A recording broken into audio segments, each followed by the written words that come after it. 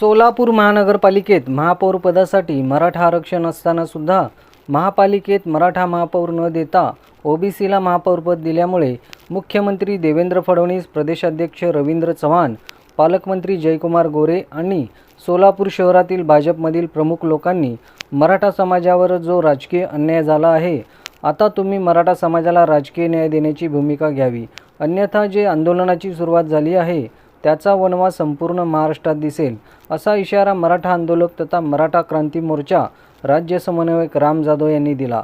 हे आंदोलन भर उन्हात 4 हुतात्म्यांच्या पुतळ्यासमोर बसून अर्धनग्न पद्धतीने करण्यात आले। यावेळेस छत्रपती शिवाजी महाराज की जय, जय भवानी, जय शिवाजी, एक मराठा लाख मराठा अशा घोषणा देण्यात आल्या। 1993 नंतर 32 वर्षात सर्वच राजकीय पक्षांनी सर्व समाजाला महापौर करून न्याय दिला। यंदा 3 दशकानंतर सर्वसाधारणसाठी महापौरची जागा असताना भाजपच्या प्रमुख लोकांनी मराठा समाजाचा महापौर होऊन दिला नाही। या प्रसंगी मराठा समाजाला न्याय देऊन पालकमंत्री जयकुमार गोरे, आमदार देवेंद्र कोठे, आमदार सुभाष देशमुख, आमदार विजयकुमार देशमुख, भाजपा शहराध्यक्ष रोहिणी तडवळकर यांनी महापौर करावा आणि मराठा समाजाला न्याय द्यावा। पहिला सत्कार आम्ही करू, असे मराठा क्रांती मोर्चाचे राम जाधव म्हणाले।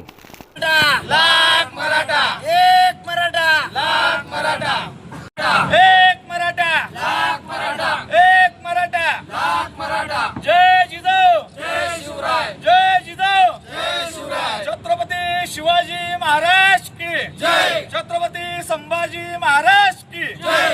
एक मराठा, लाख मराठा, लाख मराठा। जय जिजाऊ, जय शिवराय, जय जिजाऊ, जय शिवराय, जय जिजाऊ, जय शिवराय, जय जिजाऊ, जय शिवराय, जय जिजाऊ, जय मराठा, लाख मराठा, एक मराठा, लाख मराठा, एक मराठा, लाख मराठा। जय जिजाऊ, जय शिवराय, लाख मराठा। मराठा समाज राष्ट्रीय अन्याय करणाऱ्या भाजपद्वेषी लोकांचा करायचं काय? खाली मुंडीवर पाय। मराठा समाज राष्ट्रीय अन्याय करणाऱ्या भाजपद्वेषी लोकांचा करायचं काय? खाली मुंडीवर पाय। एक मराठा, लाख मराठा। काय प्रमुख मागणी आहे तुमची? ह्या सोलापूर शहरामध्ये सोलापूर महापौर निवडीवरून भाजपमधील द्वेषी लोकांनी मराठा समाजावर राजकीय अन्याय तिथे केलेला आहे। जिल्ह्याचे पालकमंत्री जयकुमार गोरे, आमदार देवेंद्र कोठे, शहर अध्यक्ष रोहिणी तडवळकर व भाजपमधील प्रमुख लोकांनी मराठा समाजावर तिथं राजकीय अन्याय करून समाजावर मोठा अन्याय त्यांनी केलेला आहे। 1993 नंतर गेल्या 32 वर्ष झालं मराठा समाजाला तिथं कोणत्याच राजकीय पक्षांनी महापौरची संधी दिली नाही।